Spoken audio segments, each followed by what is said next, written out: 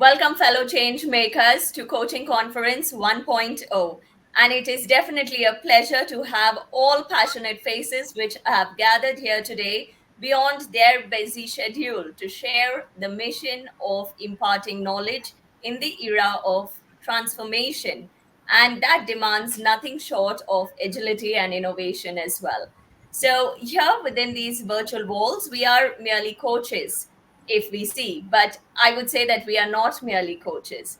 We are architects of potential who have the potential to ignite that flame and create change.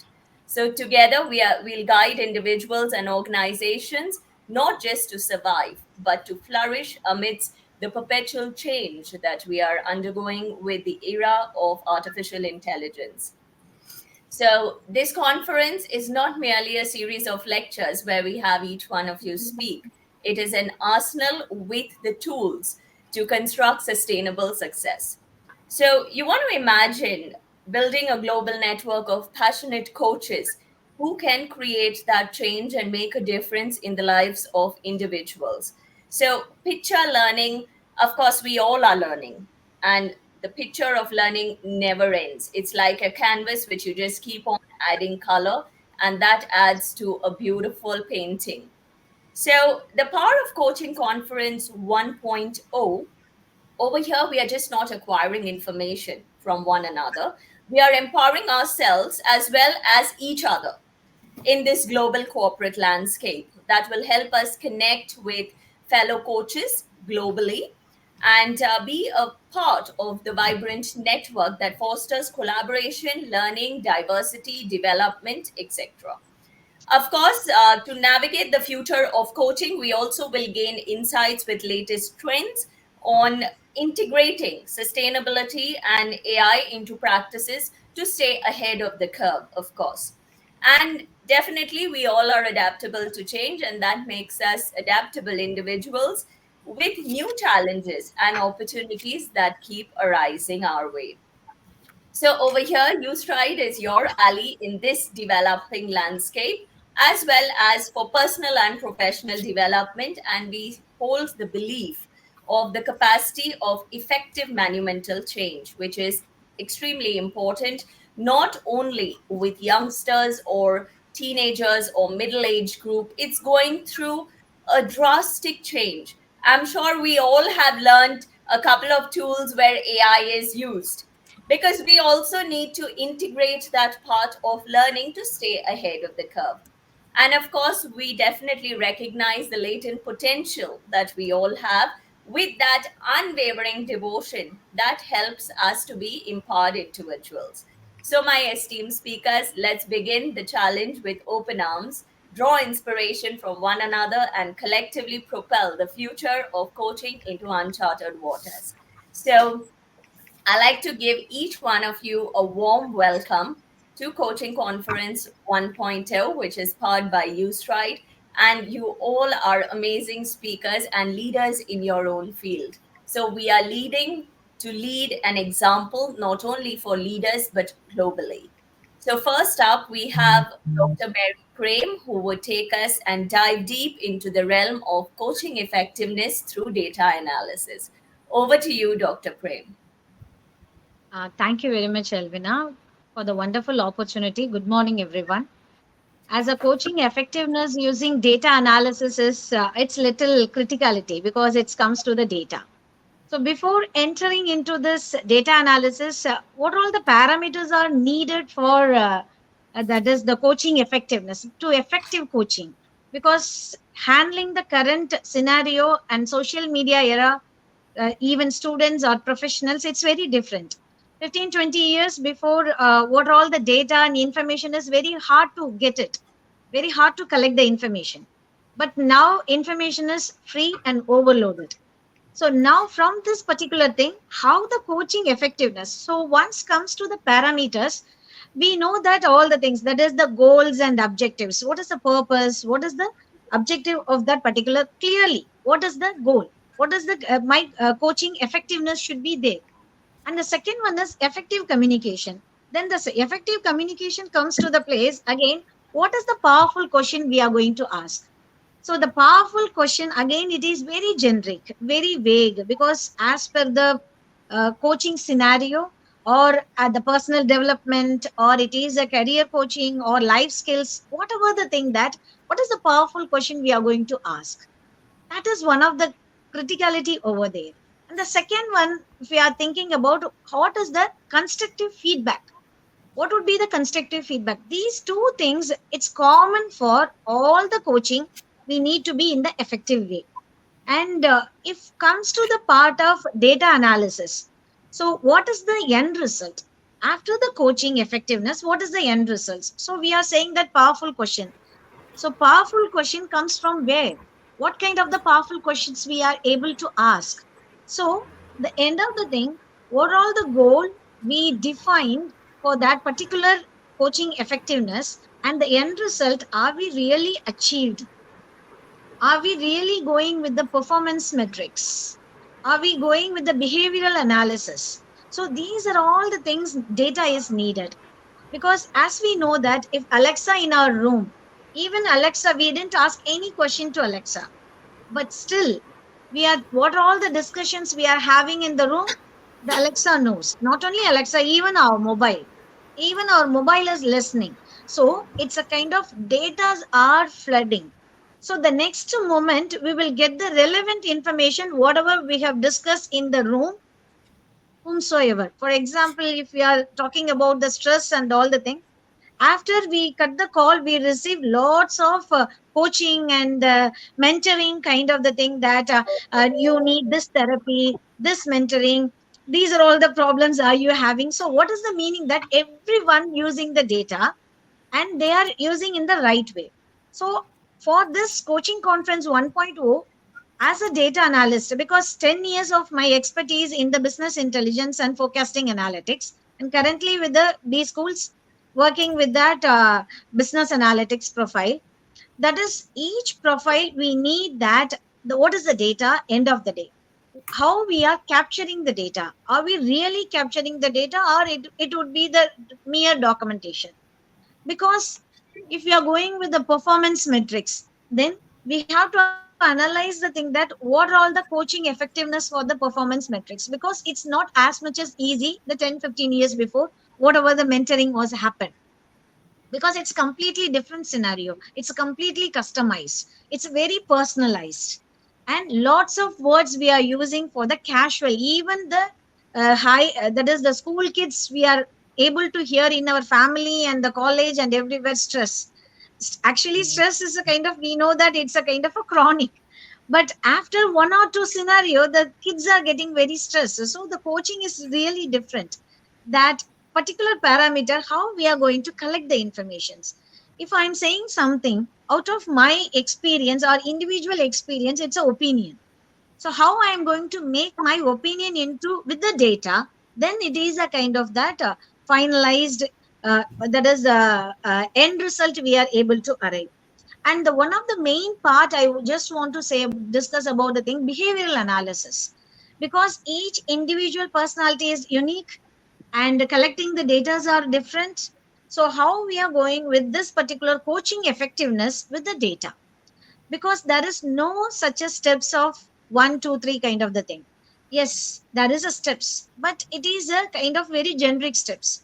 But as per our coaching environment, it's a personal coaching, or it is career level, or it's life skill. So we need to collect the data, what are all the mentees we are coming across as a mentor, what are all the mentees we are coming across, and what kind of the informations we are able to collect from them, and how the constructive feedback we are able to provide. So these are all the complete picture if we need for that particular thing. Last few years, how we are performing as a coach, as a mentor, and are we? How, what are all the learning? As she, that is Elvina said, the very rightly learning, continuous learning should be there. So how we are going into the next level of this particular data part, artificial intelligence part in the coaching effectiveness. So that is the my thought process regarding this coaching effectiveness and with the data analysis and the artificial intelligence. Thank you. Thank you, Dr. Mary. Thank you for the beautiful insights and wisdom that is shared. The floor is open. If we have any questions regarding data analysis, we can definitely ask Dr. Mary. She'll answer our questions. Sure, sure. No questions per se from my side, this Srikanth, but it was good. It was a good insight. I made a little note for myself, reminding me to collect data and be able to spot trends up and down, improvement, or the other side of it with our coaches, right? And when we coach somebody, we know what are their goals and what are the areas that are important to them, where we are the facilitator or the partner, right? So Yes. I wrote a note, and I thank Dr. Mary for that. To be as data oriented as possible, which gives both the coach and the coachee or the mentee or the protege the the substantial evidence whether there is change and impact being felt or not. Thanks for the insight. Thank you. Amazing. Great. We have Yes, one takeaway note. Anyone else would like to ask a question before we move on to Dr. Sharma? it's not a question, it's just a comment that is extremely difficult to sum up things in such a short time, but he did it very eloquently. Thank you so much. Thank Thank you. you so Thank you. much. Great. So, Um, thank you, Dr. Mary, for your time and the insights that you've shared. Next, we are joined with Dr. Sharma, who will be sharing his experience and expertise in sustainable leadership development. Welcome, Dr. Sharma. Thank you so much, ma'am, and my compliments to Dr. Mary for giving very good insights on data. And Madam rightly said that the data is a very important part of life nowadays, and uh, datafication of everything that we come across in our day-to-day life uh, is in fact now making our life easier for taking some decisions. I'm from a higher education. I'm approximately 20-25 years now I've spent in higher education. So what I've understood that in terms of data, though it is related to sustainability, my talk is on sustainability, and thanks to UStride for giving me an opportunity with a wonderful audience and the panelists we have. Uh, the entire emphasis is on using the different tools to analyze data, whereas the data has something which has a direct association with the quality of data. I mean, this is the one component within the data analysis part. Second, uh, ethics involved in the using of data. So ethics and the quality of data that we collect from different sources, and how do we put the data into a use, and we try to draw some inferences out of it. For example, I'll just quote an example. I'll not take any name, but I read in one of the newspapers 2 months before that 75% of the patients having diabetes will lead to cancer. Arre baapre. Now, this was given in the newspaper. So, as a professor of strategy, what I did, I started reading it a little more.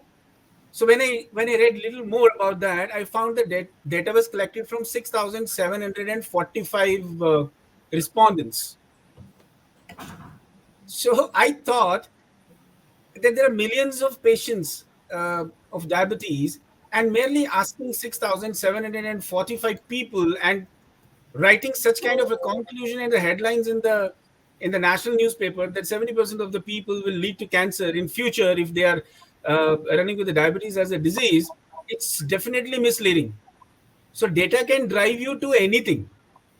If I blindly believe data, I think that can lead to you to any mental disaster, or any kind of a wrong interpretation. So I think this is something which is related to data. Now, coming to sustainable leadership development, uh, now sustainability is again a term which is highly misunderstood and misinterpreted. Uh, and we all in our daily walks of life, we are using this word heavily, or anything or everything. We are using sustainability, the word sustainability with it. And interestingly, the sustainability is not a ability to survive only, it's ability to survive for long. That means if I'm doing anything, I should be able to do the same thing with the same rigor, with the same kind of results for a longer time. So keeping my activities, keeping myself sustainable for a long time is a big challenge nowadays. Why? uh, there are certain reasons. That's why I thought that I'll figure out. I've noted down the 5 points which came to my mind, and I'm discussing these 5 points at every platform I'm discussing. That if we really want to be sustainable leaders, then I think the first thing is the continuous learning. Many of us are from education background. We know Benjamin Bloom, who came up with the Bloom's taxonomy. But at that time the faculty was far ahead from the students, and the students were learning from the faculty and leveling them up in their lives. Today, what we have gathered and what we are noticing, students know sometimes better than faculty. Yes, it's the other way around. That's the other way around. Now, in this case scenario, where is the sustainability? Number one. Number two, where is this Bloom's taxonomy come to play? Why? Because the Bloom's taxonomy, the construct of the taxonomy is that the teacher knows better than student. Yeah. But now the students know better than a teacher. What does it mean? It means that the teachers need to have that habit of continuous learning. Now come to industry. As a leader in industry, even I have to be a lifelong learner. This is a great concept, lifelong learning, which is again halfway understood, not largely. But if we pay attention to this first most important parameter of sustainable leadership, it's lifelong learning. My learning cannot stop. Pandemic made us learn everything. We could never think of such kind of conferences the way you are organizing today. We have people in Dubai. Asif is from Dubai, and people from Nasik. Madam came from close to Mumbai, a hill station. I'm from Chandigarh. From different places through technology, we are at one place. And the interesting thing is that I have seen even technology being criticized because we connected the technology with the mental well-being. The problem was we were not ready to accept the technology as such, including Gen AI.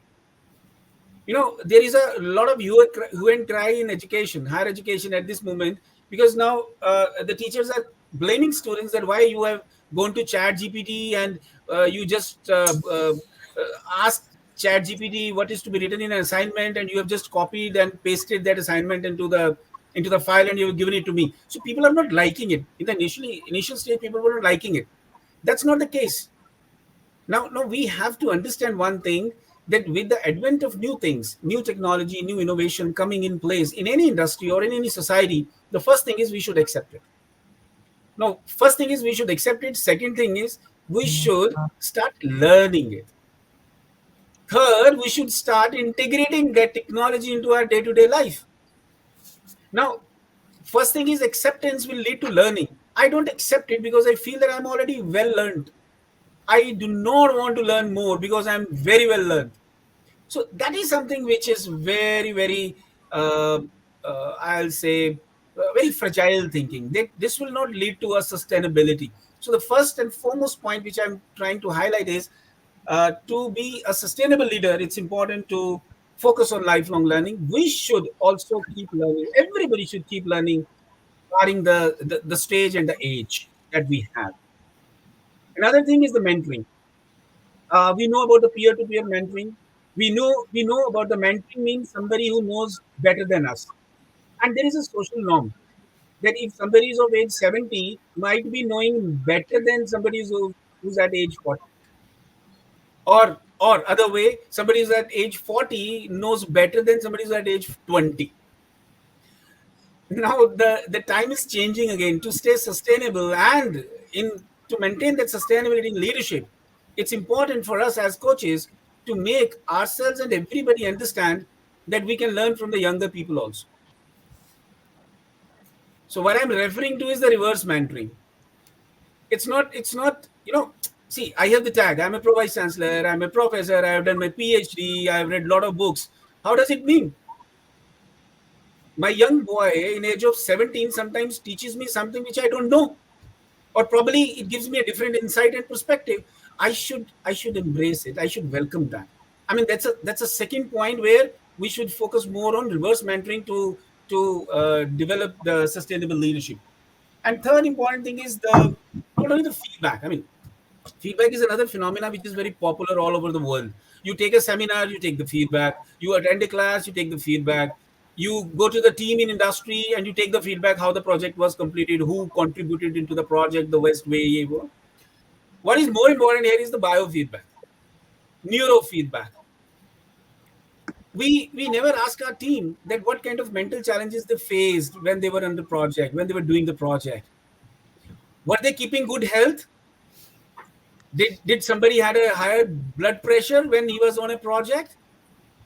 So our feedback, you go look back to your feedback instrument, you would see that there is no mention of a health, biofeedback, and a neurofeedback, and what kind of a state of a mind the gentleman or the man or woman in the team was there during the project. So that is also largely missing. I think the third important thing is the we should be in a habit of taking biofeedback and the neurofeedback for our teams. That will also make us more sustainable, and we'll be very good coaches if we do all these things. Fourth point, what I have written, it's a little more radical. I want that everybody should encourage the voluntary sabbaticals from the regular jobs. No, we want everybody to work for community. The first should be us. The change comes when you start changing yourself. So if I'm allowed to take voluntary sabbatical for, let's say, 3 months, where I'm paid by my employer, I go to a community, I go and work with a society for understanding what kind of problems they have, come back to my position after 3 months and try to solve those problems. I'm telling you that we'll have more sustainable leaders. And the leaders will also grow because you learn from that environment, which is more challenging. So, voluntary sabbatical, I know this is a very radical thought. It's a very revolutionary thought, but again, this will contribute. And the last point from my side is the immersive cross-cultural experience. Now, cross-cultural experience is that you make the teams with like-minded people. Why? Uh, so the world is global. The world is global. It's now we are not we are not restricted to caste, creed, and religion. If in this meeting there can be 6 cities, 4 countries present, why not in the team? And let's say if you have a team where 5 country people from 5 countries are part of the team and the project, and you know you are well versed with only one kind of a culture, that to be your own culture, and you are not aware of any other culture, how would you grow? So as a coach, I think to create and to build sustainable leaders, this is another point where we should train our students, our people, and our own selves in working in cross cultures. So the 5 points quickly. I mean, the lifelong learning is the one thing which I strongly feel that we should adopt. Second is the reverse mentoring, which again will help us a lot. Third is the biofeedback and the neurofeedback. Fourth is the voluntary sabbaticals. If we take, probably that can also connect us to the world and we'll be more sustainable. And the last one is the cross-cultural experience. If we have that kind of an experience, probably we'll be able to uh, build more sustainable leaders, or maybe the sustainability element in the existing leaders. Thank you very much. Thank you so much, Dr. Sharma, for the beautiful insights, the examples that you have shared. So, related to your topic, we have Dr. Kajal, who can enhance and add some pointers on sustainable leadership, development, and of course, I'm sure you will add value to what Dr. Sharma has said. Welcome, Dr. Kajal. Elvina, can I ask one quick question to Dr. Sharma? Yes, Welcome, please. Sir, sir. can you give me one short example of getting bio and neuro feedback? I loved it. I loved what you said. Probably something that I don't do much. I try to just look at the person and look at their body language, look at their non-verbal communication, and I try to make some assessments by myself. But I think it was a little eye-opening to hear you put it the way you put. Can you give me one example of how you do it with your coaches or with your network? We take that neurofeedback with our executive batches at the university. So Okay. let's say I'll just give a one example here. So what we do that once the executive batch finishes his program, which is 7 days program, 8 hours a day. So it's basically 60 hours engagement in 7 days. So it's a very rigorous training that they go through for some modules. So when they Hmm. complete the module, in the feedback, we started asking them what was their mental state when they were learning that module with us. Now, in that mental state, we were asking them a couple of questions related to their health also. Hmm. Uh, for example, were they feeling dizzy when they were in the class for 8 hours? Do they find some ergonomical issues? I mean, the kind of chairs were not comfortable, so they had a back pain when they were sitting to, let's say, for longer hours in the session. Were they passing through some kind of a mental stress when they had Hmm. to crack the case studies? So those feedbacks, I'm telling you, sir, those feedbacks were actually genuine coming from them. Hmm. 90% of the batch was giving a very good feedback about the module because they knew that they had to get the certificate and all. The feedbacks are, Hmm. generally like that. It's skewed. It's on one side. Yeah. And Outliers I, are I, very I, few. I love the example. I love the example. And what I'm taking away from it is, if somebody says, yes, Mr. Sharma, on second day afternoon, I felt that I was really, stressed out and I just wasn't in my elements. You may be able to say, well, the second day afternoon was spent on emotional intelligence. Is that a subject that is a bit weak for you? Is that a subject that's hard for you? You through some limitations, and you may even be able to connect the that neurofeedback to the connection between the person and the topic. I love it. Your example really hit the Thank you tirmara. so So much, sir. I made a note of it. Thank you so much. Thank you so much, Thank sir. you. Thank you so much. Thank Thank you so you. much. Elvina, I'm already loving this. Elvina, I'm already loving this session and your idea. It's a pleasure. It's a pleasure, Mr. Ramchandran. Dr. Kajal, we can have you Yes. speaking, please. Thank you so much, Elvina. And taking up from where Sharma sir has built upon having cross culture and embracing lifelong learning. Yes, we are talking about building sustainable leaders, isn't it? Fostering empathy, growth, and success. So, welcome everyone, and thank you so much for having me here. So, let me, relate this through sharing two quick stories, and we love stories, right? So these are two stories based on two great leaders, and the first story is about our very own Abraham Lincoln. We all are aware how empathetic and how progressive he was during that time, right? So I'm giving you a situation. Let's think about it.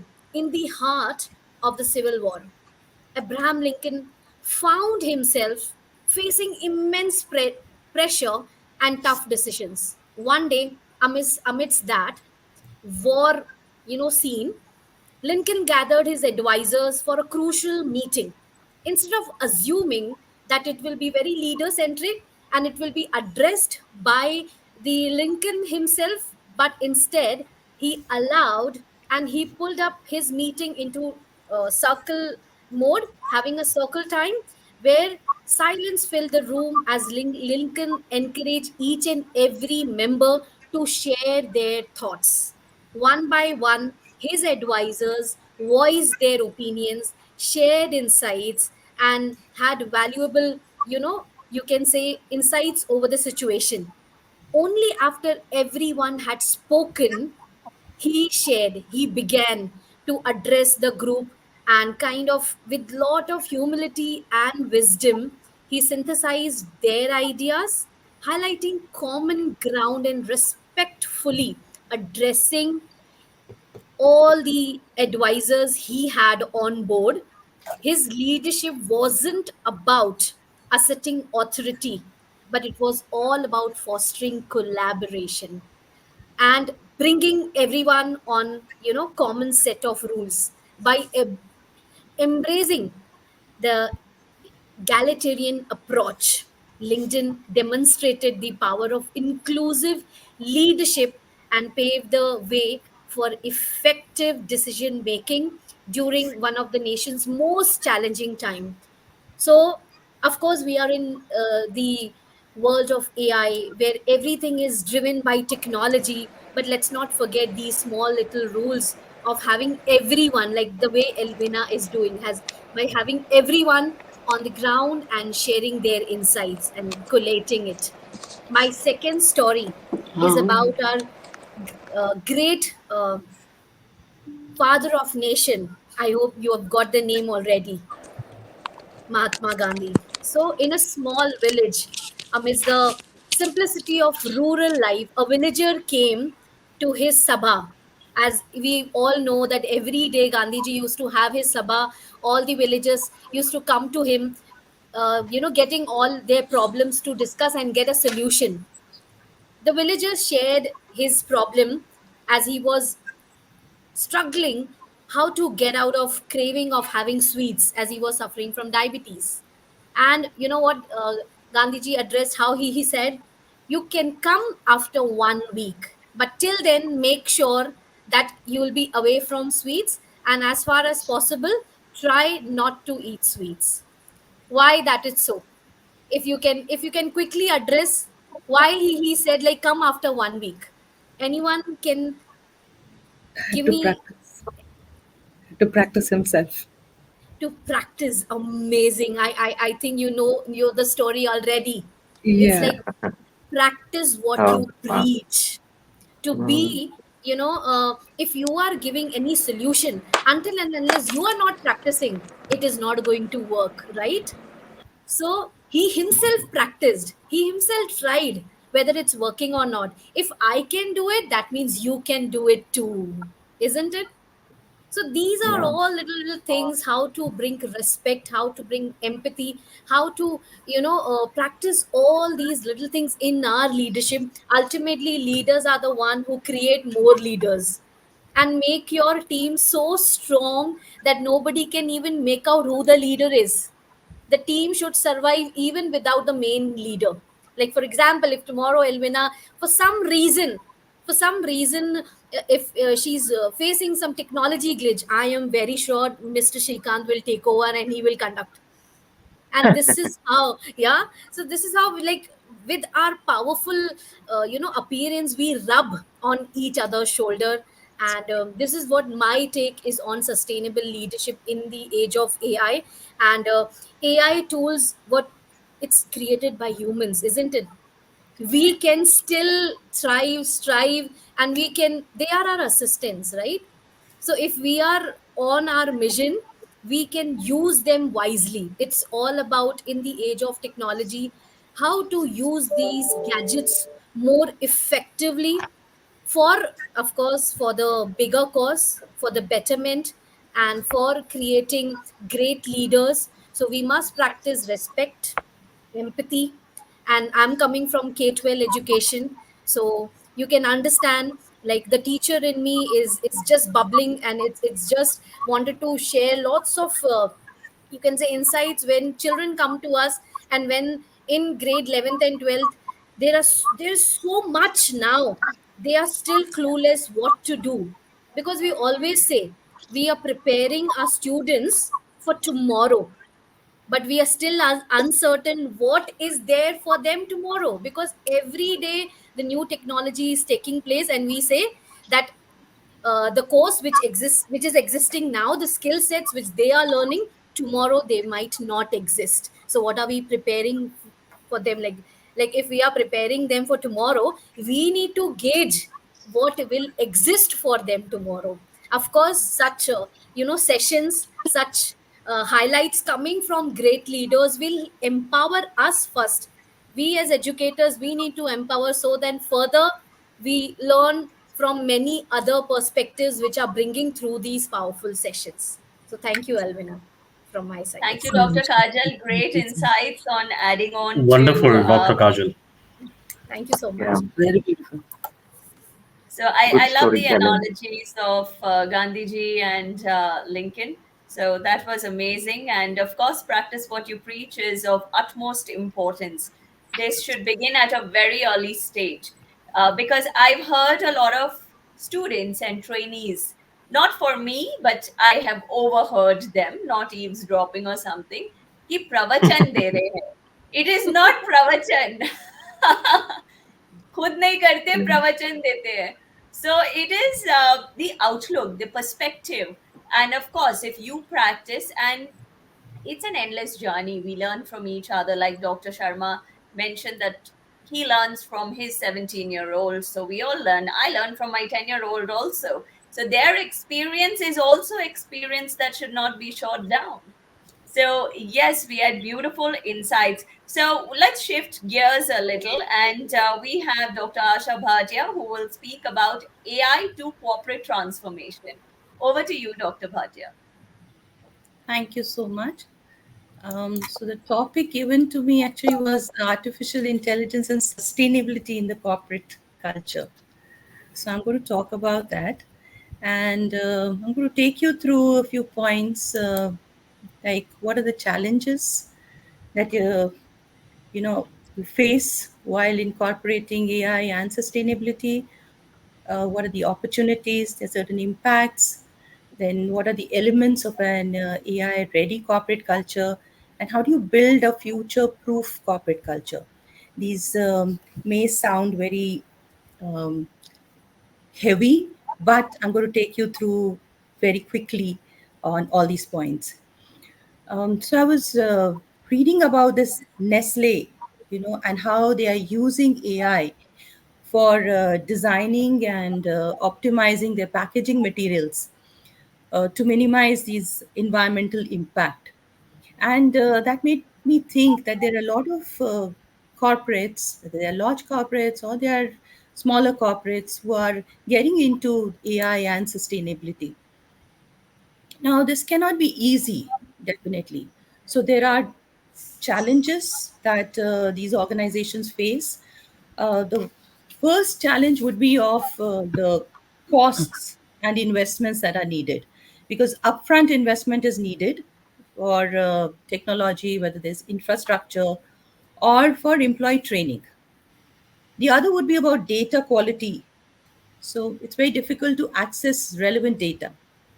Then there is complexity and integration. Like I said, someone just mentioned about cross-functional teams, cross-cultural teams. It's impossible. It's very important to have these kind of connections and teams in an organization.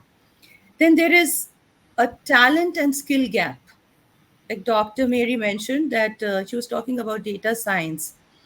And there is definitely a shortage of professionals with specialized skills in data science.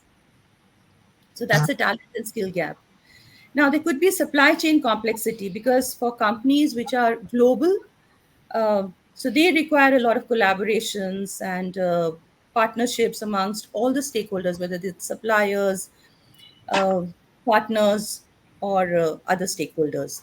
And of course, there are regulatory compliances that one has to adhere to.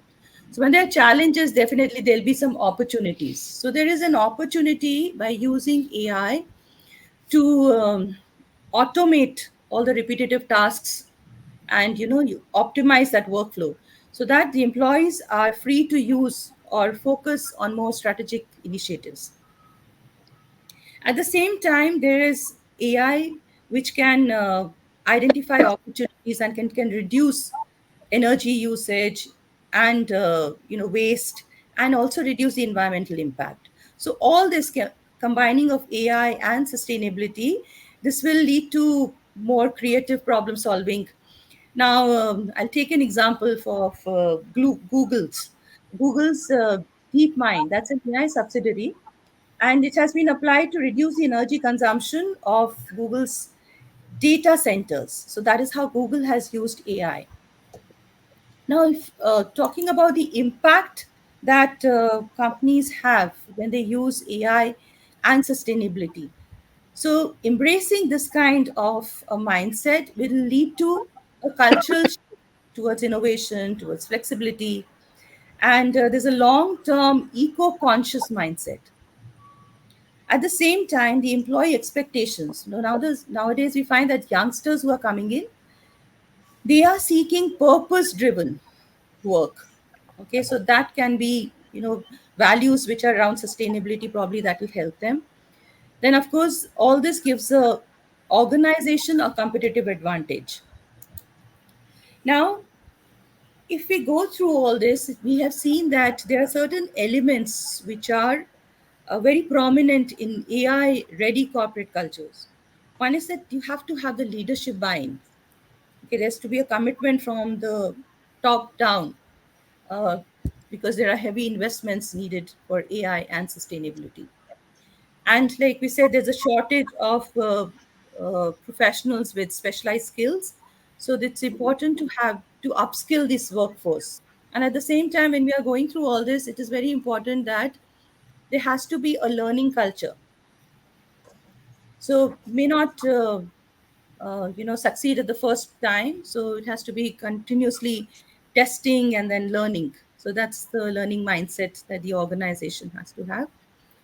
And I came across this IBM's Watson AI platform, which they have used in precision agriculture. So that is to optimize resource usage of water, fertilizers, all of that.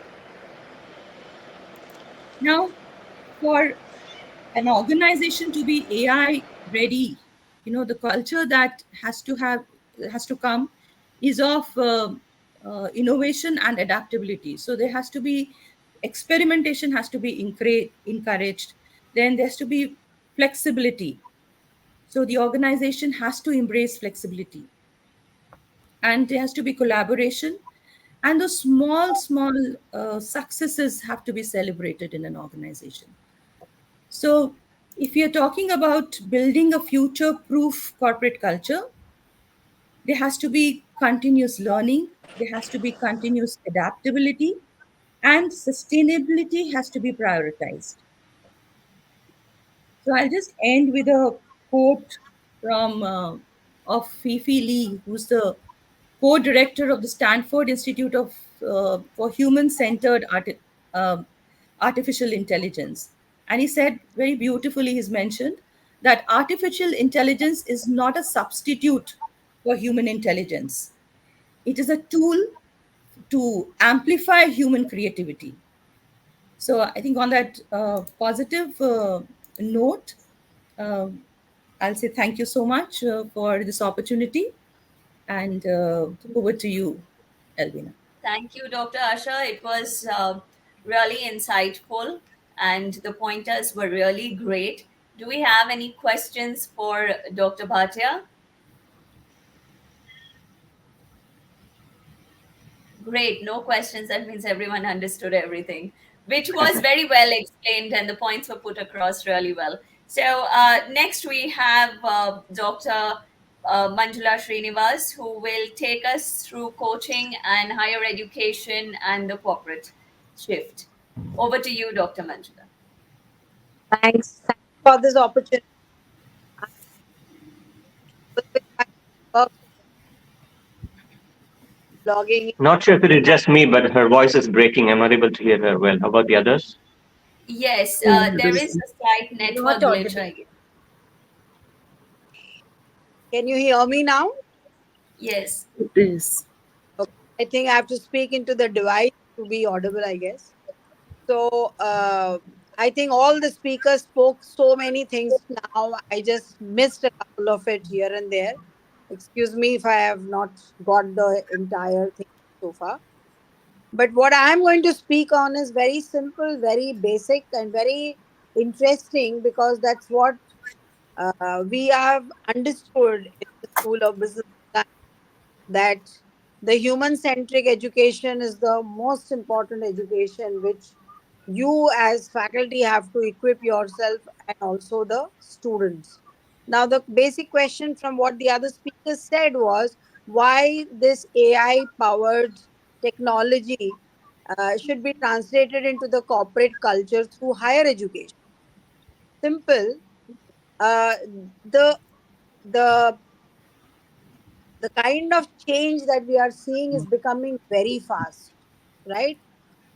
What course structure, what modules you do this year may not be really effective in the, uh, So, if you see what the corporate wants, we started reversing the process as our colleague was talking about. That let's see what the corporate is expecting the higher education institutions to do. Correct? For example, there are two things which we need to keep in mind. One is what does the campus offer the students? Is it connected to what the corporates are affecting our students to be sensitized with? Are we as faculty sensitized enough to train our students to be like that? Right? Now, we have read, we have researched, we have spoken, we have discussed so much about AI usage in the industry. I just heard my colleague speak about Google, right? There are carbon footprints that we talk about. There are, climate change that we talk about. There are so many things where AI is helping us. But how are we bringing that to the education so that our students, when they go the coaching, when they go to the corporates, are they trained in the campus or not? So business education, all major domains, yes. But what is that is important beyond that is the sustainable education. The education allows them to understand what green campus is all about. How can they resolve and solve the problems in the campus with something like a skill which is designed. Yeah. So the coaching of the future generation through technology and trying to make that shift into understanding the corporate is a mutual exercise according to me. Nothing is going to come out of the planet Mars. We need to observe what the end product has to be. It's not just the education that say is important, it is the experience. The experience of, as somebody pointed out, immersion, our immersions of rural immersion, NGO immersion, to trying and understand how the corporate is expecting the fresh graduate to be ready with sustainable to problems. I mean, we all use a word in our very colloquial way, jugaad. Yeah, You know, jugaad is a very beautiful word in today's situation. How to use minimal resources to get the maximum output with very little. I mean, no, we spoke about Google, we speak about Microsoft, we speak about Tesla, we speak about all the big companies. Definitely, there is a huge budget that works on. But if a solution can be found with a very simple, idea, that's what we have to train our students for. And that is sustainable education. You know, a PPT does not work anymore. It has absolutely. to be once you understand that if a student does not have, I really like what sir spoke about the biofeedback, the neurofeedback. Do that. Do that. You know why? Because there is a particular theorist which I'm sure some of you would be knowing about, Mihaly Mihaly. It's a very complicated, but I'm not confusing it here. I'm just saying there are two axes which he talks about. One is challenges and the other is skills. Right? So if you are an athlete, that means the skills have reduced and the challenges have gone up.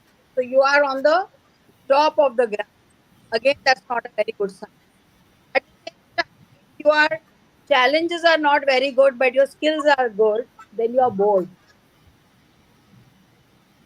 So we have to bring ourselves and the students in that flow which he talks about, the midway, which is the right combination of challenges and the right combination of skills. If I can't motivate myself, how will I motivate my students? If I can't Absolutely. motivate myself, as a team, motivate Yes. group members. So Yes. I think right, just make what I experienced, what the anxiety is very high in students. The chances are I just deliver. Listen, I'm not going to work in higher education more. Howsoever much coaching is given to them at the school level, at the college level, believe me, when you all also, like me, experience, they are still kids. They are 24 years or 25-year-olds. They come with work experience, but the mentoring which we do is very important. And it has to be done in smaller groups so that they are ready for the corporate sustainable culture. Thank you. Absolutely. Thank you so much, Dr. Srinivas. I couldn't agree more. And I would like to add on to what Dr. Srinivas said. She said the transition between students to the corporate world. Now, there is a series that I personally run in colleges, universities. At the same time, it's there on my YouTube channel to make youngsters corporate ready, something called the College to Corporate series, which a lot of individuals are and a lot of institutions are implementing. However, the challenge over there is how are you mentoring them throughout? So, what Mm. happens is someone gives a lecture, 3 days we have a workshop in some university or some institution or even a school for 10th or 12th standard students, and it's over. How do you take it forward? They need someone to lean on, they need that support system. Their parents don't understand that language of that support system.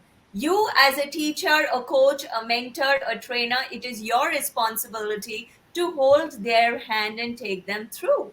So if you Yeah. are exceeding someone's expectations, you cannot do it alone. You have to exceed expectations together, and that together only happens when you hold hands together and work towards it, work as a team, and work together as one unit.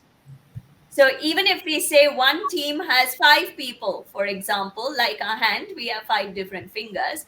Everyone is responsible, and every finger is responsible for its own duty. You can't do without your thumb or your index finger. You can't hold a pen, right? So, however, it is one unit of a hand. So, similarly, that hand holding has to be there throughout. And that is something that all my trainees back from 2006 till today, 2024, they have grown old, of course, because back then they were college students. Till date, they are in touch. And that is the power of sharing that human touch, that empathy, that oneness with them to exceed expectations together. So this is what I would like to add on to what Dr. Srinivas mentioned. So do we Thank you. have any questions, please? We're in agreement, I think. No Absolutely. questions. Great.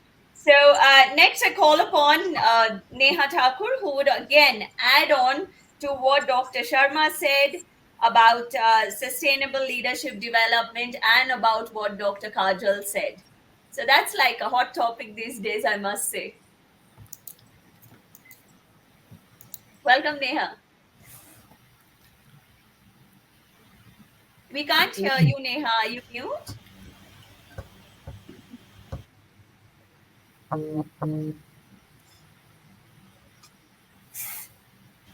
Hi, Neha. We cannot hear you. You should join like me. I've been jumping in and out of the room.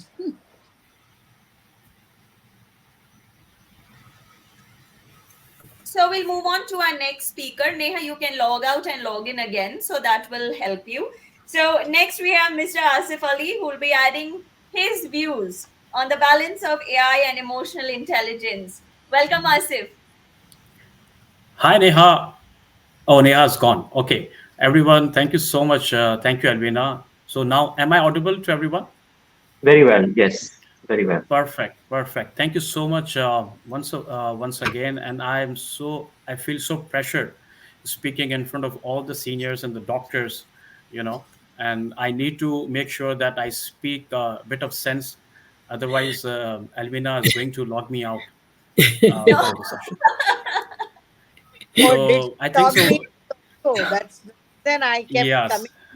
Yes. Yeah, you kept coming. You did yourself. I think so. Now Alvina has control of everything now. So I'm not going to talk everything in detail because a lot of aspects and a lot of information has already been shared by all the panelists and the speakers.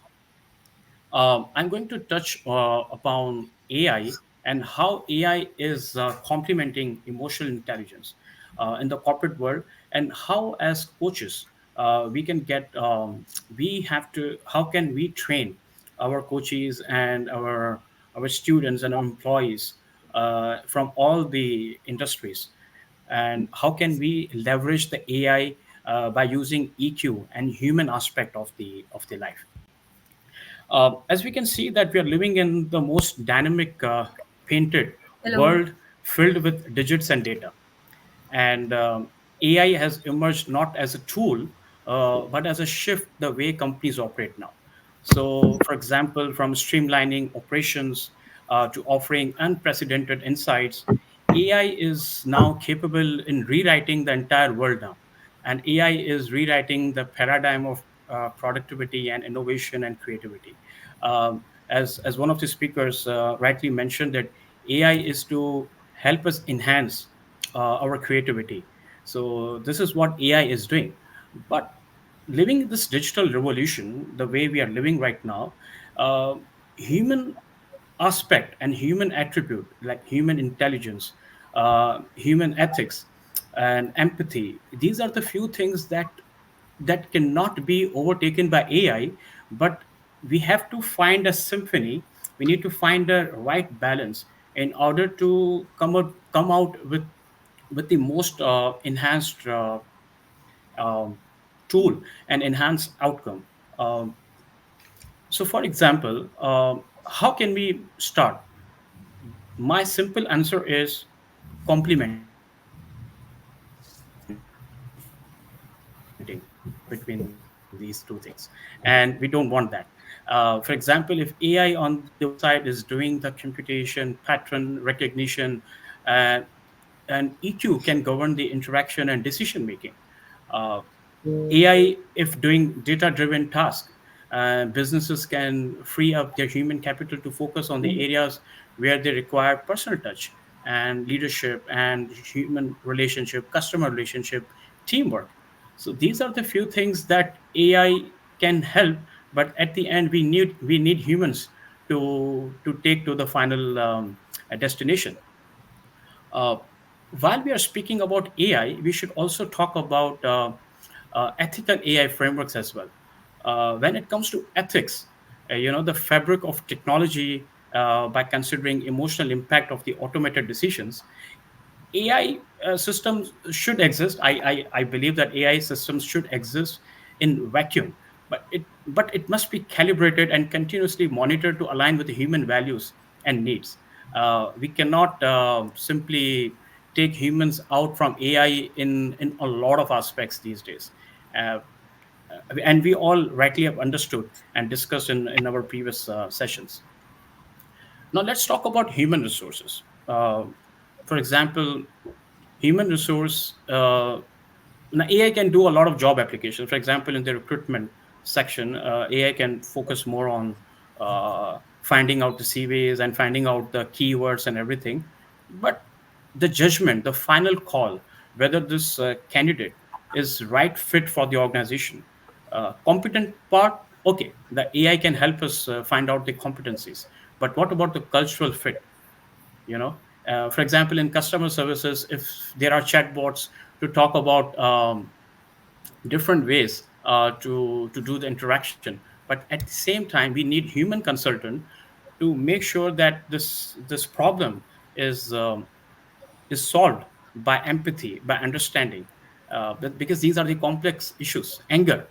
So these are the few things that humans need to help AI to come out with the solution. So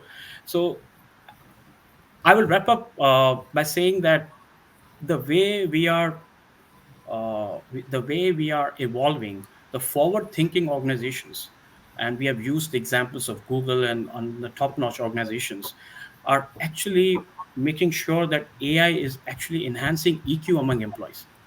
It's not the other way around. And through tailored training modules, with the help of universities, teachers, professors, and the AI practitioners, and the human practitioners, we we as human beings, we need to ensure that employees receive personalized feedbacks. I think so. Dr. Sharma also mentioned a lot of aspects on how personalized feedback is very important. That AI will never be able to understand this part. So these are the few things that AI and emotional intelligence are complementing each other. And I think so, together with these sessions, we have to elevate corporate domain to new insights of consensuousness and productivity and deep rooted human connections. So these are the few bits from my side. And yeah, thank you so much for having me, Alvina, once again. Thank you, Asif. We had great insights from Um, you. Anyone would like to ask Asif any questions? Yeah, I can you all hear me? Just checking, Yes, and I Neha. also want. We can. Ah, wonderful. Okay, Yes, so Neha, now we Asif, can hear you. thank you so much. I think I was speaking all this while, but I really didn't register that we are not able. Okay, coming to you, Asif, I really love the fact that how you were able to very beautifully segregate what AI strengths are and what our human strengths mm, are, and how can we both, best of both worlds can collaborate. And I think that all of us, like being the leaders, all of us continues to ask me, if AI come, will we go, will our jobs be gone, and all of that. So I think that's a beautiful answer that I'm going to take a note from you and continue to give to all the people, that we need to play on our strengths. We usually keep thinking about what Yes. are our weaknesses, and I think that's a beautiful takeaway for me. Thank you, Asif. And since I'm coming from human resource and training background, though Beautiful. my company says Fortress Financial Services, but Mhm. my previous experience has always been into training and human resources, interacting with people. So I understand how technology is evolving, and especially in UAE. And Vina, sorry, I'm taking up a bit of your No time. problem. Um, Now, for example, in living in Dubai, everything is technology, everything is AI, and a lot of new technologies are coming on our way. Now, when we speak about banking, we talk about any sector in UAE, everything is now self-driven. But at the same time, now the recent situation, the rain happened. We all know The how floods. how frightening it was. We needed human. We don't need any autobot Technology. call to solve our problems. So, and we had a lot of problems in our society. So at the end, um, we all faced many issues. People were stuck in a lot of things.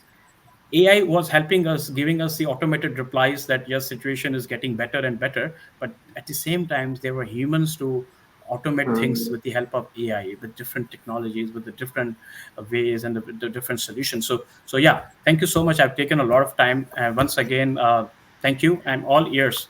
Thank you. Over to you, Neha. Yeah. Oh, yes. Good afternoon, all superheroes. I'm saying superheroes because I think we all hold an amazing power to influence as leaders, and we take. I don't know if we are really thinking on it every day. Just I realized this just like a last week ago, and while I was thinking on, while I'm going to be talking about sustainable leadership, what is it? Have I really understood the whole topic myself before I'm going to be talking? So I went to a class. It's one of the premier schools in Pune. So it's in Magarpata, and I went to a class, and just I happened to ask a question to all of the students, like, when you grow up, what is it that you want to be? And all of them said, I want to be, an aeronautical engineer, an archaeologist. I want to be an entrepreneur, and everything else, right? And then I was very curious. Where did you get this inspiration from? So they all said, my parents are into machine learning. My parents are founders, and very swiftly they have taken down what their parents are actually doing. And that just clicked, that we hold so much of influencing power, we don't even realize. Kids every day, yeah, kids every day are looking at us. We have all talked about adults and all up above, but I want to talk about how sustainable leadership building should start right from the grassroots level, right? All of us are observing, and especially the kids, they are like all the SpongeBob. They are absorbing so many things from us. Simple things like, are we trying to buy a packet of chips, or we are trying to read a book at home, or we are trying to plant a tree, or are we trying to use a bus as a mode of transport? So many varied choices, and we are influencing the new generation every day. So I just want to say that all has been really talked about. I feel sustainable leadership, we are all talking about it, but how to get all of that in action, and how Mindificent, as I'm the founder of Mindificent, what am I doing at my organization to get this at the grassroots level? Number one, I have started educating, psycho-educating, different students. I work with different schools, and I start talking about what is the role of you as a citizen, right? And that citizen word comes very later to them when they have all shaped their mindset. But I start talking about them, what is your bit you can do in your community, and varied aspects of that. That was just one of the sessions, one of the learnings that I had from a session. So the first thing that I do is start educating at the grassroots level. My number two is using, as a service based company, I am trying to build up products that don't require, I mean, even if it's a service based company, but I feel I'm trying to build products that do not actually require a lot of things from the environment. So me doing my bit to ensure that we don't continue to use a lot of things which are already available. So we totally believe in reusing the whole thing over and over again. So even if it's one sheet of white paper, how can I multiple times use it before I throw it away? As simple as that. And the third thing that I am trying to do is, building that empathy, sustainable leadership, creating that safe environment, that how can the same team continue to work with me for long, long years. So I think just giving them that comfort space to talk, brainstorm and work, and give them that love, care and attention, I think that I can definitely do as a leader. So I think, just signing off, I feel we all have the power to do so many things. We just really don't look at the strengths that we have within us, the power to influence. If we start thinking and take that one step every day, I think we can make a large impact. Signing off, I think. Thank you so much for having me here. Thank you, Neha. That was Thank you, Neha. amazing. Thank you so much. Thank Do you. we have any questions for Neha, please?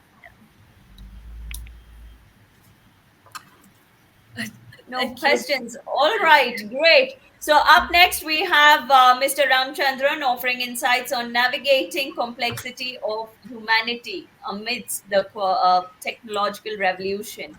So that is about being human in the age of AI. Over to you. Thank you. And I know we have people from different continents. So good afternoon, good morning, wherever we all are. So my name is Shrikant Ramachandran. I'm an IT professional. I've worked in the IT industry in various corporate roles for about 28 years.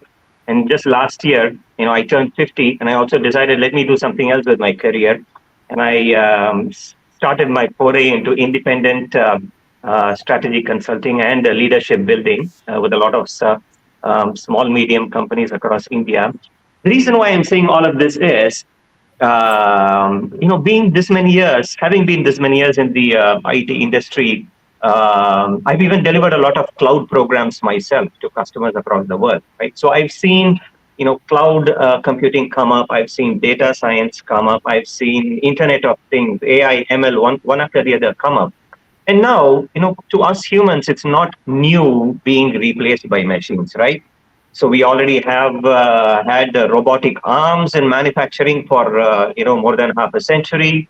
We have text to speech. We have security cameras replacing the human eye everywhere. And nowadays we even have sneakometers in cricket to hear the sound of the bat hitting the ball, just in case the two umpires don't hear it, right? So being replaced by machines is not new to humans. But this time, in the last couple of years, it really hurts us because our brains are being replaced. Right? So we already have being replaced, right? As AI comes up, a lot of jobs are going away, and our brain is what is being replaced. And humans are inherently creative. We are expressive. We need to process data and come up with insights. I think that's a basic basic energizer for a human being. And this trend is really you know not not the greatest that it can be. So I personally have spent a lot of time thinking and even advising a lot of managers and professionals who come to me for mentoring and coaching. Now I've spent a lot of time thinking, what can I do to this person? What can I say to this person to try and make sure that they don't get replaced by AI, so that they have a profession, they and their families can sustain themselves. And what is it that I can tell them, right? So I had prepared a few slides, but I'm not able to share in this platform, so I'm just going to talk through it. But if anybody would like to see my slides later, you can message me. I'll be happy to share with them. What I did is I distilled the capabilities that AI, ML, data science, Internet of Things, everything brings, and I noted it down to a few reasons why these technologies are replacing human beings, and that has to do with data, memory, remembering things over time, remembering details over time, and applying various ifs and buts and algorithms and perspectives to this data that we have collected over time, and then coming up with fantastic insights and trends and predictions, right? And this is really what the whole set of AI and ML and data science, does. That humans can also do, but on a smaller scale, right? So I have thought a lot about what humans can do to try and match the machines to an extent. Now I know we have all seen Terminator 1, Terminator 2, Terminator 3. We all know what we can possibly do with the machines. But but in reality, what can we do to safeguard our roles and our jobs from getting lost, right? So to achieve this, I think human beings should do two things, right? And I think this is what we, the coaches, can teach people who come up to us, right?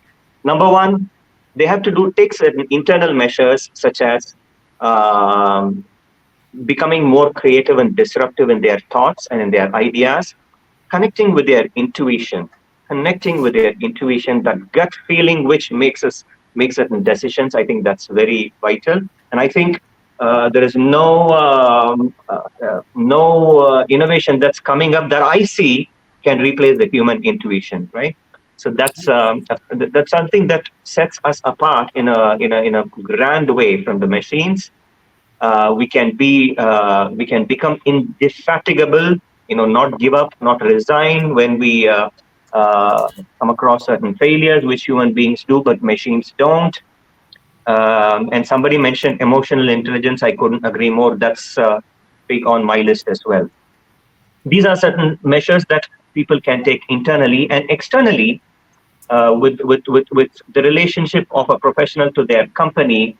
They can become multifaceted as opposed to being one track horses in whatever they do, and they can take a larger scale accountability at their work, which makes it impossible for the company, or at least very, very hard for the company to let go of them. So with that said, I have 5 pointers which I think a coach can take with their coachees to help them in the path for being human, holding their own and not being replaced by machines. Point number one is to help them build a growth oriented mindset, right?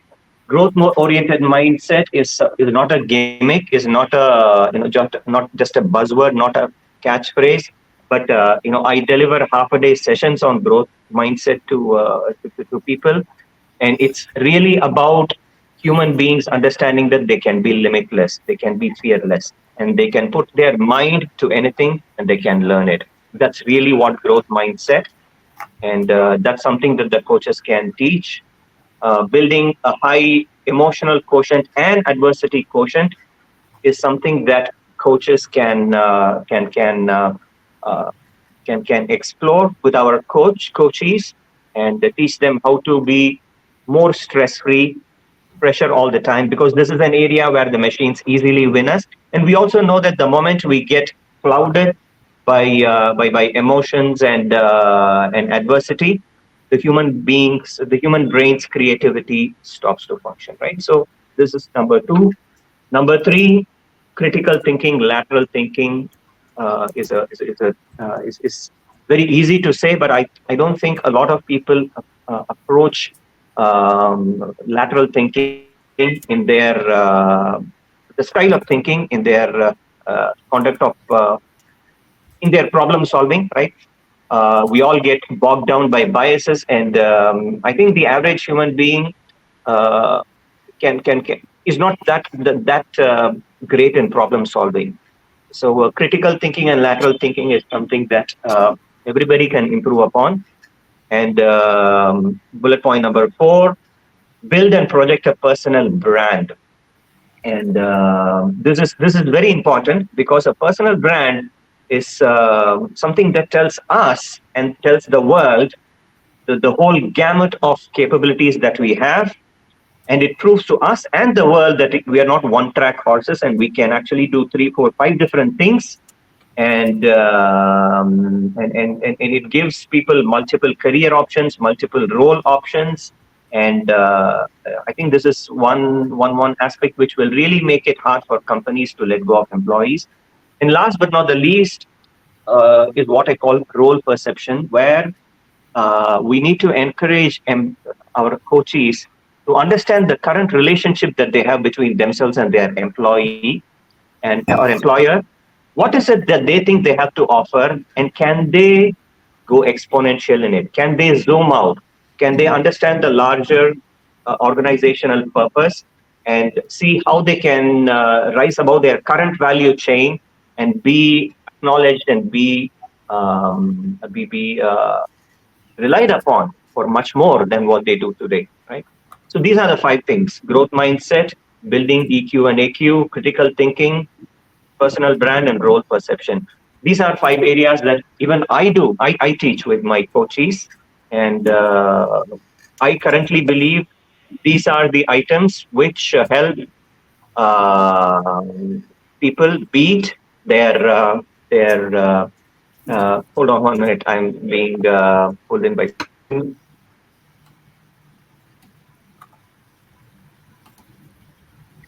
So I have a little bit of a domestic thing here, working from home, right? So we all get somebody knocking at the door. So my mother needed something.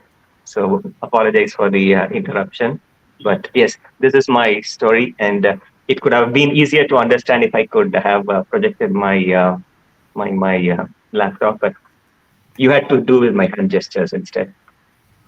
No, Mr. Ramchandran, thank you so much for the insights, and definitely you can share that presentation with me, and we can pass it on to all our speakers, because they would definitely relate, and these are really insightful points that are important in today's landscape, of course.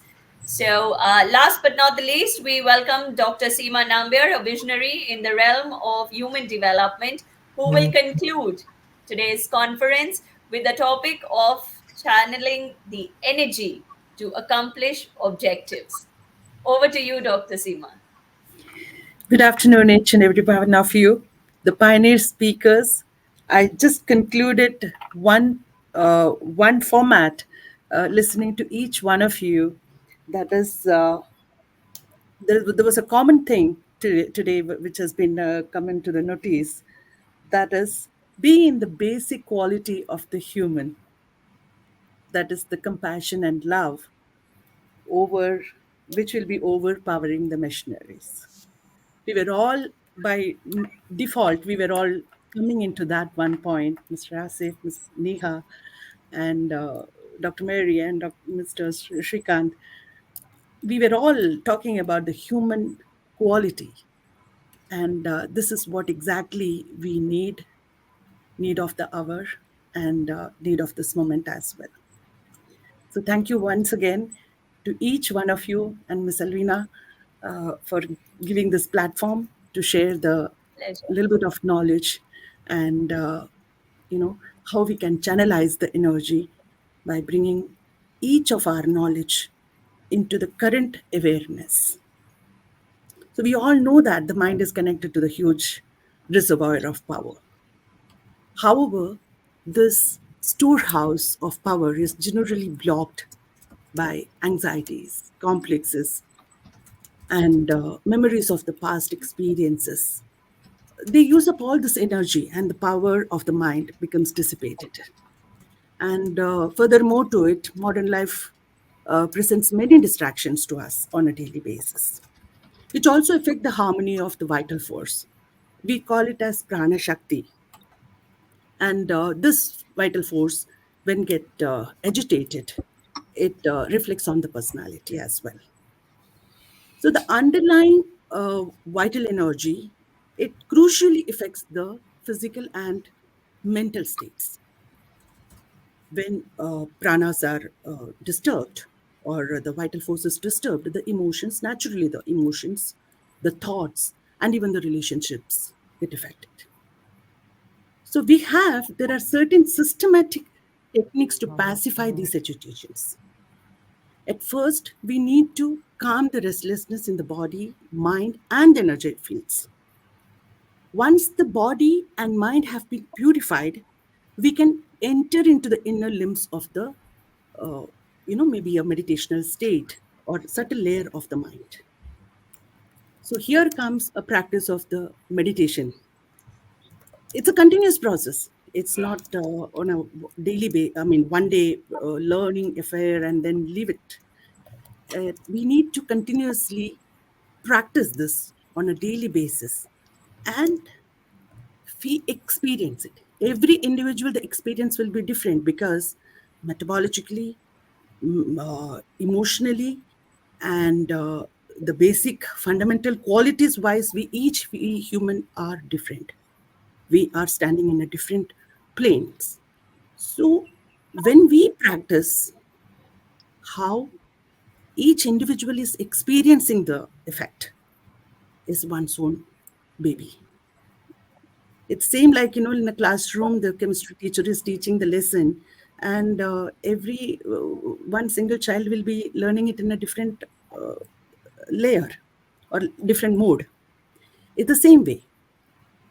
So the process is such that the more one purifies the mind, the nearer one approaches the meditative state or a creative state. A meditative state makes us into a more creative uh, realm. It brings into a more creative realm. So another thing what we all are undergoing is we engage our mind with external affairs a lot. And these external affairs, those shapes our thoughts, and we will be revolving on it. So our goal over here in a daily life is, even when we are amongst the chaos, the goal should be in communion with the inner self. How we can make it communion to the inner self? By expanding the consciousness, transcending the external being, and becoming one with the infinite source of the light and wisdom. So when we see that, when we take a break and pause ourselves and, just make ourselves still, that doesn't mean that we are getting into a self-forgetfulness state or an escape or entering into a total darkness or nothingness, as we talk about the meditational part. It's not like that.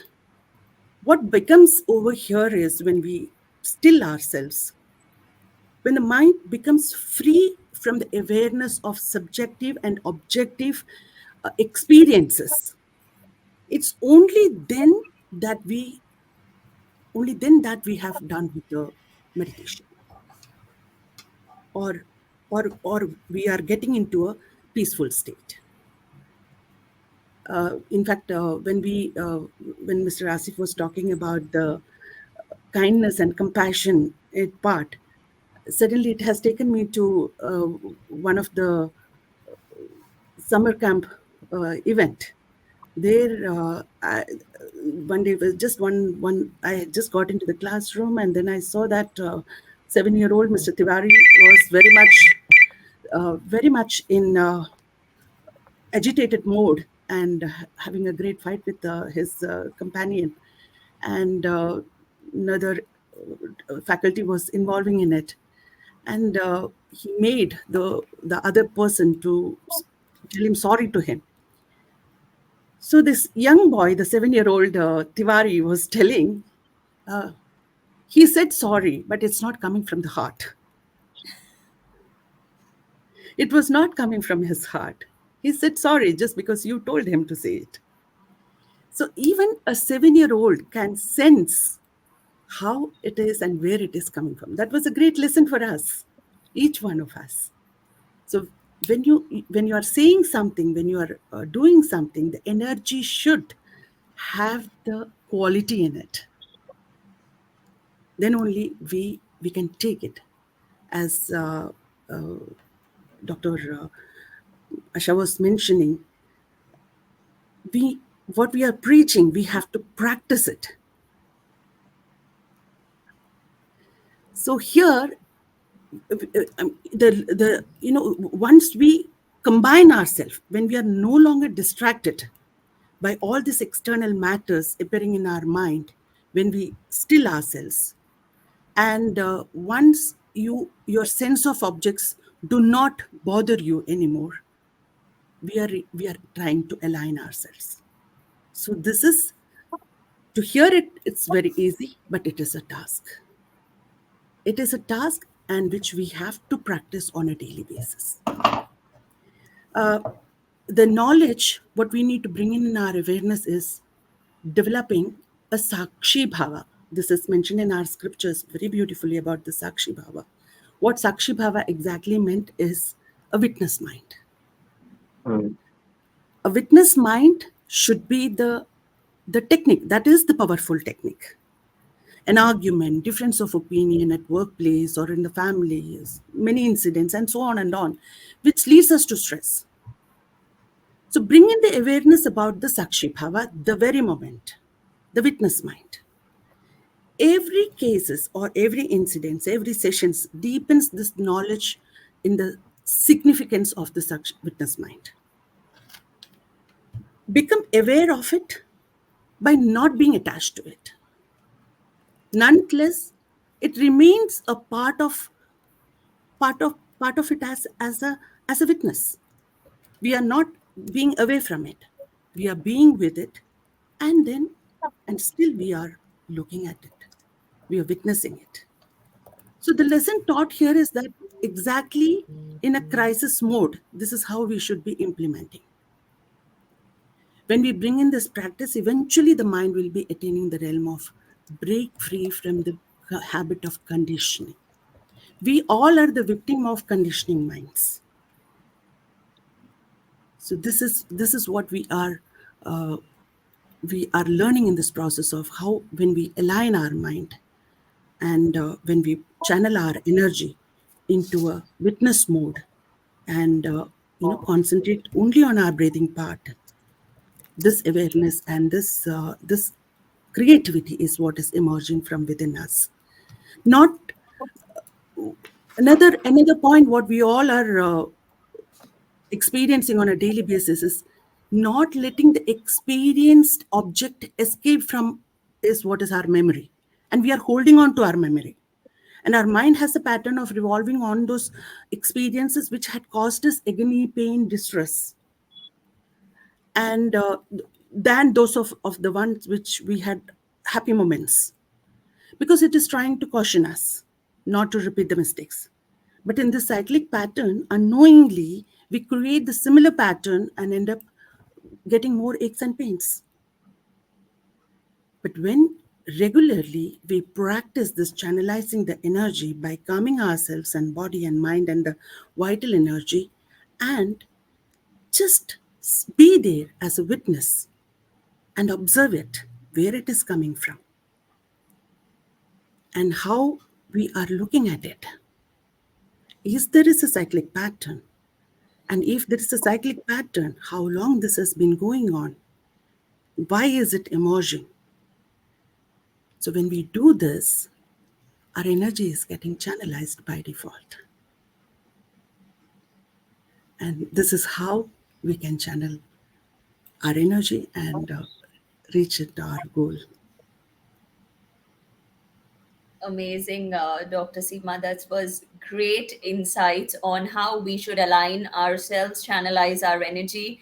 Very important to get in that meditative state to calm ourselves. Anyone has any questions for Dr. Seema, please? The floor is open. Well, I don't Mr. have a question. I have an observation that she's actually uh, telling us what she practices, because there was so much of therapeutic effect in those last 10 minutes when she spoke. There is so Yes, much of calmness in what Yes. she spoke. And that Mm. just brought all of us to, kind of, okay, now just relax. I think So so. The there is no end of the session to to was uh, the Sakshi Bhava. I think our mythology is something we should be extremely proud of, and there is something for all of us. And when we practice design thinking in our institution, I think it is a culmination of what Shashi sir was talking, or the other panelists were talking. uh, I don't know. You all should have. You all can add to this. That, don't you think that at the center is the consumer, at the center is the stakeholder, at the center is the student, at the yeah, center of all our activities is that person for whom we are doing so many things. So we cannot yes, ignore that person, his well-being or her well-being, physical and mental. So the education has to take you know a nice it has to rework on how it has to handle people. I mean, gone are those days that I go and speak to 150 of them, I just bang the door and say, just shut up, don't talk. It doesn't work anymore. We have to just understand that each one of them comes with a package, and you have to deal with them. yes. And that's how effective learning and continuous learning will happen. Yeah, thank you. Thank you so much for sharing insights, Dr. Seema. That is very therapeutic because just to let all of you know, Dr. Seema is the founder of Skanda Wellness in Dubai, and of course, she practices what she preaches. That's how she is so calm, and she also helps a lot of people. You can get in touch with her on social media platforms as well. But being in your center and aligning everything with the stress and the daily routine that you have is very important. That was my main reason of bringing Dr. Seema on board, because all of us are leaders, coaches, we are all in the rat race.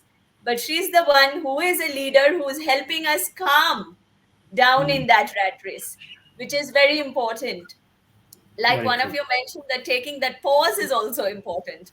So yes, it is Yes. the power of yourself, and that power is there within you, because work never ends and everything just goes on. However, the sun rises every day and sets every day. So, keeping that in mind, with that thought, we had a whirlwind of knowledge that we shared over the past hour and a half. So, I would take a couple of minutes to breathe into key pointers of recap that we've seen.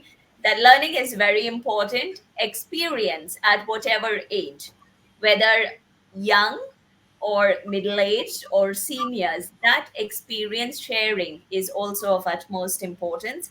Of course, we spoke about the habit of continuous learning. So, we all are learning with technology or with experience or with knowledge sharing. So, learning is that factor because it gives us a different perspective. So, that's one of the key takeaway. Coaching, mentoring, training, everything is stressful, and that stress is chronic as well. But data analysis and collecting data makes life a little easy. However, we need to involve that quality and ethics where that's concerned. Investing in data quality builds that bridge towards the gap in talent and skill that we have. Now, the basic guideline is to challenge and take that challenge as an opportunity. Like we keep telling people that failure is the stepping stone to success, but we can't tell ourselves that very often because failure reduces as you grow and with experience. So, challenge brings opportunity is the key takeaway, which should be purpose driven. Of course, it is driven towards your professional life, personal life, everything comes in place. And like Asif really mentioned very well, there should be a complementing balance between EQ and IQ, which all of us need to understand empathy. So, that brings us to the end of today's Coaching Conference 1.0 powered by UStride, and a huge round of applause and my sincere gratitude and thank you to all my phenomenal speakers, because with that expertise and passion, you were truly inspiring. So always remember that thought that you are the architects of potential change, and that is very important. So we need to use the knowledge that we have gained to build sustainable coaching practices to thrive, not only survive. So that's from me, Elvina, signing out until we meet again for Coaching Conference 2.0 with a fresh audience, with a new community, and also building these bridges and connecting with each other. So stay connected and, of course, follow UStride for more future events. And don't be strangers on the online community. Of course, we need each other. We know each other, and we can definitely connect on a personal level. Thank you so much. It Yeah. was a pleasure having you all for today's show. Thank you, Thank you. everyone. Thank you so much. Thank I you. look Thank forward you to very doing much. that. Thanks, everyone. Thank Bye. you. Have a great weekend. Great Bye. meeting you. Thank you. Bye.